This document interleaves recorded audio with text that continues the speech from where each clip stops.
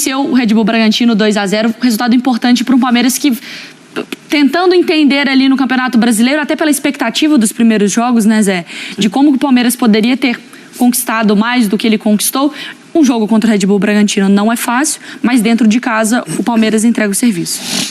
Tem que colocar esse 2-0 aos 51 minutos, um gol de pênalti que o goleiro saiu para fazer, o Cleiton foi lá dentro da área para cabecear. Sim. E depois o Palmeiras fez um contra-ataque. Sim. O Palmeiras hoje não jogou bem, conseguiu uma vitória, mas é aquela história, não joga bem, mas ganha. Isso o Palmeiras administra agora dentro do vestiário, uma outra forma de pensar. Com a vitória você esquece muitas vezes, o jogador, né, esquece o que aconteceu, ganhamos tal, mas o treinador fica com isso na cabeça, o que está acontecendo, o que eu posso fazer, o que tem que melhorar. Eu acho que o Palmeiras não contava com a dificuldade que ele está encontrando no Campeonato Brasileiro. A chave do Palmeiras na Libertadores, ela meio que, não vou dizer que enganou, não é isso, mas fez com que o Palmeiras pensasse o seguinte: eu vou colocar o time reserva para jogar Libertadores, os resultados foram fantásticos, conseguiram goleadas e tal. No Campeonato Brasileiro, o enfrentamento, o nível de enfrentamento, de preparação é diferente. Né? Ele achou que ia acumular uma gordura. Sim, Teve um companheiro nosso aí que também achou isso, você sabe. Eu acho que ele não que ele menosprezou, não é isso. Não menosprezou, eu acho que ele confiou demais. Não, vou colocar o meu time, vou conseguir ganhar, né, pelo nível que o Palmeiras vinha jogando. Só que o Campeonato Brasileiro é difícil. Você pega o Ceará no primeiro jogo, o Ceará passou, realmente jogou mais do que o Palmeiras. O Palmeiras não consegue aplicar a mesma intensidade, a mesma qualidade de jogo no campeonato, na Libertadores do Campeonato Brasileiro. Não, porque o nível de enfrentamento é diferente. As exigências são diferentes, né? A forma como a viagem, vai para lá, vai para cá. Ele não poupou contra a Juazeirense, ele poderia ter poupado o time para jogar o time reserva, um time teoricamente mais fraco. E aí você paga, não tem jeito, você tem que correr atrás. Mas ele já deu ele vem dando várias dicas, várias dicas não, né? Várias estocadas, né? Não, preparações para possíveis resultados futuros. Primeiro jogo, olha, nós temos três, como é que fala? Três flechadas para dar. Eu não sei se tenho tantas flechas não assim. Não sei se daqui a pouco... Tenho 3 alvos para acertar, não sei se tem tantas flechas. Daqui a pouco nós temos que escolher um. Porque daqui a pouco ele já está dando sinais que não vai dar para ser tudo no mesmo. Daqui a pouco ele vem preparar. Um dia o Palmeiras vai perder. Lógico, todo time perde. Sim. É natural, se perder, ele vai perder. Reclamou do calendário, outro dia falou do calendário, que a imprensa quer falar... Calma. É natural, o Palmeiras tem que... Você gostou da frase do Mano Menezes sobre ele? A provocação, né? O Mano O que o Mano falou mesmo, Zé? Penso que quando eu trabalhava no Campeonato Brasileiro, as pessoas pegavam muito no meu pé porque eu reclamava. Quando olhei para o Abel, vi que eu era juvenil.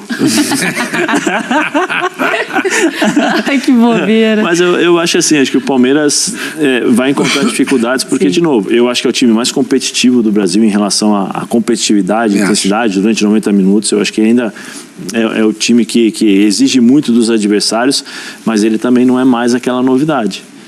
Não é mais aquela... A gente sabe que o Dudu vai ficar aberto pela direita, sabe que o Rafael Veiga vai sair do meio do campo pro lado para poder abrir o corredor pro Zé Rafael e pro Danilo entrar. Então os caras vão se preparando. E aí tem que aquela coisa de propor coisas novas, né? De colocar coisas novas para determinados jogos. Né? Mas, diga, pode falar. Mas o grande segredo que eu vejo no Palmeiras é que a intensidade é sempre a mesma. Estando o time reserva, o titular se jogar quarta, domingo e quarta, eles vão e dão o máximo. E aí o que eles fazem? Eles cumprem o papel, porque esse jogo contra o Bragantino é fundamental, porque é briga de time que vai estar em cima. Sim. Então você não joga bem, mas vai lá e ganha, cumpre o seu papel. Então, que foi o que o Corinthians fez lá na casa do Red Bull Bragantino, né? Também. Faz o ponto, né? E o Palmeiras, assim, o Dudu teve no Bola da Vez, eu tive no programa junto, e foi antes do Brasileiro. E ele comentou, não, nós vamos com tudo no Brasileiro nesse início para porque teoricamente a chave da Libertadores era um pouco mais fácil. E aí aconteceu o que você falou, foi um pouco surpreendido, que os resultados de início não vieram, foram completos contra o Ceará, perderam, depois empataram fora de casa e agora está voltando a se recuperar. E essa vitória de hoje foi fundamental, mesmo não jogando bem. Eu lembro da gente aqui no Sport Center, 11 horas da manhã, o Bruno pegou a tabela do Atlético, atual campeão. Jogo contra o Curitiba dentro de casa, ganha. Jogo contra o Goiás fora de casa, dá pra ganhar. Se for aquele Atlético, dá pra ganhar. Jogo contra o América, dá pra ganhar. 2 empates e 1 derrota. 4 jogos sem vencer. Então o Campeonato Brasileiro é isso. O nível de... Não é assim, eu sou muito superior. Eu posso até ser, se for num mata-mata, se for a 38 rodadas, mas num jogo, o nível de concentração... Mas em começo principalmente quando se enfrenta essas equipes. Sim. O América vai entrar diferente contra o Atlético. O Ceará contra vai jogar um jogo contra o Atlético Goianiense. Ele vai falar assim, nós temos que estar concentrados o máximo, senão nós vamos levar gol. Os caras têm 5, 6 caras que decidem. Sim. E aí, essa concentração vem para Flamengo, para Palmeiras. Eles querem bater, é normal. Sim. E tolir as coisas boas que cada equipe tem. No caso, o Palmeiras é o Dudu, o Veiga, vamos tentar marcar esses caras.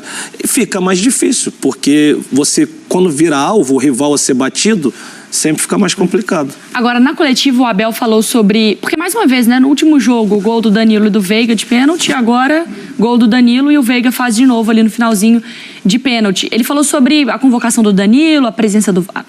a ausência do Veiga, mas que ele fala assim, Sormani, que depende muito do jogador, vai muito do jogador, que é o cara que faz o gol, é o cara que apresenta o melhor futebol, ele que toma as decisões. Olha lá, o número desse trio na partida contra o Red Bull Bragantino, a perna esquerda dos caras, todos eles jogaram 90 minutos, o aproveitamento em passe tudo acima de 75%, o Danilo 2 chutes, o Veiga 2 chutes, o Scarpa 2 chutes. A gente sabe que são jogadores que estão muito bem entrosados ali e são muito regradinhos no que pede o Abel.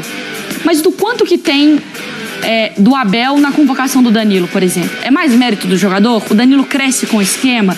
Tem muito do Abel aqui? Ou o Danilo, cara, ele é fenomenal, ele ia estar deslanchando de toda forma? A última alternativa é a correta. Eu acho. Ele é muito fora da curva. Acho o Danilo um jogador muito bem dotado. A impressão que me passa é que ele indo para a Europa, ele vai jogar lá o que ele joga aqui. Não vai ter nada diferente para ele. Acho que o Abel, ele muda o jogo do Rafael Veiga. Tá. Aí sim. O Rafael Veiga não era ninguém antes da chegada do Abel. Chegou no Palmeiras, vindo do Coritiba, não jogou nada, foi pro Atlético Paranaense, lá jogou bem, foi campeão, inclusive, da Copa do Brasil e da Sul-Americana, se eu não estou enganado, mas ganhou o campeonato lá, volta pro Palmeiras, não joga bem, é relegado a terceiro plano novamente. Na chegada do Abel, o Rafael Veiga passa a jogar. Agora o Danilo não. O Danilo é um cara que... joga em qualquer lugar. Joga em qualquer lugar. Não importa, ele joga em qualquer lugar. Ele é muito fora da curva. Eu acho o Danilo... Eu, se fosse o técnico, é que o técnico da seleção não vai ter esse peito, essa coragem. O Danilo, para mim, é jogar de titular. Para mim, eu colocaria o Danilo de titular. Eu sou muito fã do Danilo. Muito, muito. E não passa nada pelo Abel. Aliás, nem foi o Abel que lançou o Danilo. Porque quem que lançou o Danilo, Zé? Foi o Vanderlei. Show Vanguarda. E quem lançou foi o Vanderlei. Não foi nem o Abel. O Abel tem o mérito no Rafael Veiga, ele tem o mérito no Rony, tá? Ele tem o mérito no Luan, também tem no Luan, mas o Danilo não. O Danilo... Não é o esquema que faz o Danilo crescer. Não, o Danilo é diferente. Ele é completamente diferente. E pela idade que tem, você já vê que é muita personalidade. Ele não... pelo contrário, eu tenho certeza que ele faz mais do que o Abel pede. Exatamente. Eu acho que pelo contrário, o Abel deve pedir isso. O Abel deve falar para ele, calma. Eu vou te dar mais, eu vou te entregar mais, porque ele além de ter uma capacidade defensiva, de pegada, de marcação... Ele tá em todos os lugares, ele entra na área, ele sabe, joga bem. Então, assim, como Sormani, eu já de faz tempo também sou fã do eu acho ele muito fora da curva. Assim, é aquele negócio, tá chegando numa reta final de Copa do Mundo, não teve oportunidade, mas às vezes tem jogadores que conseguem ganhar esse espaço de acordo com a posição, às vezes. O Viola foi campeão em 94 com a partida contra a Finlândia. entrou, acho que fez 2 gols ou fez um gol. Tudo isso acontece. Não, eu acho que o Danilo vai pra Copa. Ele hoje briga Mas eu colocaria, eu acho. No caso, ele brigaria com o Fred, né? Ali, né? No segundo homem de meio de campo.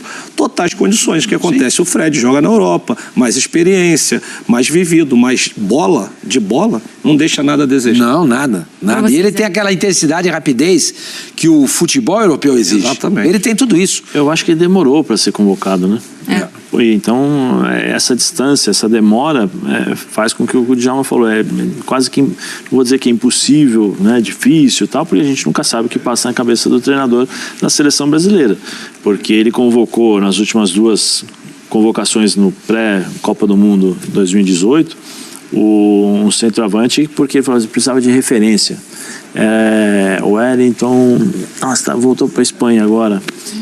Eu esqueço. William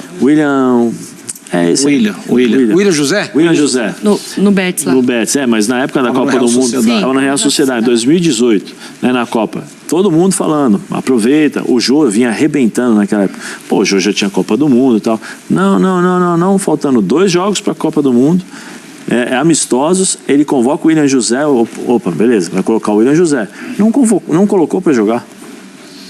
Então, assim, a gente nunca sabe o que vai acontecer na cabeça do treinador. Infelizmente, nós gostaríamos de ter uma linha de raciocínio. A gente sabe que ele já está com esse grupo fechado há um bom tempo, desde a época do manifesto. É que é impossível não convocar o Danilo por aquilo que está fazendo. E o Danilo só foi convocado porque o Fabinho talvez não jogue. Tinha sentido no jogo anterior da Premier League. Senão, provavelmente, talvez o Danilo nem seria convocado. Eu convocaria já antes, como lá atrás, mas muito lá atrás. Para ele ganhar confiança, né? Porque assim... Mas ele é muito atrevido. Eu acho que essa confiança não vai faltar para ele. Assim, mas tem que jogar, tem que jogar. Porque a seleção brasileira você tem que jogar, mostrar que é ali, porque eu ia falar. Tem isso também. Você, às vezes, na seleção brasileira não consegue render. Às vezes não é pelo jogador, pelo esquema ser diferente, a maneira de jogar. Então você tem que ser testado. Tem que colocar para jogar. Mas aquela coisa, usando que a gente usa sempre um exemplo, né? Uma coisa é você ficar no banco torcendo, né? Outra coisa é você ficar perfilado lá, escutando o hino nacional e vai pro jogo. É diferente, é um peso diferente, né? Eu acho que quando você convoca determinados jogadores, é um teste, eu quero ver treinar. Desculpa, você não precisa convocar o jogador para treinar, porque no treino o cara vai dar voadora, vai pegar a bola, vai fazer o gol, leva pro meio campo. O senhor precisa aqui dar uma engraxada no sapato aí e tal. O cara vai fazer no treino. É o mínimo que ele vai fazer numa seleção brasileira. Eu não vejo ninguém. Eu vou para a seleção, vou dar migué, vou fazer palhaçada. O cara não vai fazer isso, né? Então eu acho que ele deveria, se tiver a oportunidade de jogar, seria interessantíssimo. Vamos ver o que o Tite vai fazer com o Danilo na seleção, né? Porque ele está pedindo passagem já. Vamos ouvir então agora o Everton, goleiro do Palmeiras, no Sport Center. Depois a gente volta a falar sobre arbitragem. Opa, a Renata volta então. Volta. Eu acho que a vitória é muito importante pra gente. Óbvio que é um campeonato de pontos e quanto mais pontos somar, melhor. E a gente entra todo jogo pensando em vencer e às vezes o adversário também. E às vezes as coisas não ocorrem como a gente espera. Mas acho que hoje correu tudo bem, fizemos um bom jogo, tivemos um começo muito forte, conseguimos fazer o gol, conseguimos nos manter concentrados o tempo todo e não sofrer o gol. A gente sabe o quanto é uma característica do Palmeiras também, sempre foi uma defesa sólida e hoje mostrou isso mais uma vez e conseguimos fazer o gol no final e conquistamos 3 pontos, que era muito importante. Acho que são grandes jogadores e estão provando seu valor no clube. Acho que o Danilo merece, assim como o Veiga também, mas a gente também sempre respeita, né, a decisão, a escolha, questão de opinião e isso faz parte do futebol. A gente sabe toda vez que sai uma convocação, se cada um aqui de nós fizer uma convocação de 23, nunca vai ser igual a de ninguém, né? Sempre vai ter alguém, vai ter um ou outro, isso é natural e faz parte. Acho que o mais importante é a gente ter eles aqui do nosso lado bem, como estão, fazendo aquilo que sabe fazer bem, que é jogar futebol com alegria. Isso é muito bacana e quem ganhou o Palmeiras e eles estão em paz quanto a isso e eu, né, sempre fico muito feliz quando tenho essa oportunidade a trabalhar cada vez mais para poder merecer estar na seleção. Foi teu treinador? Bom.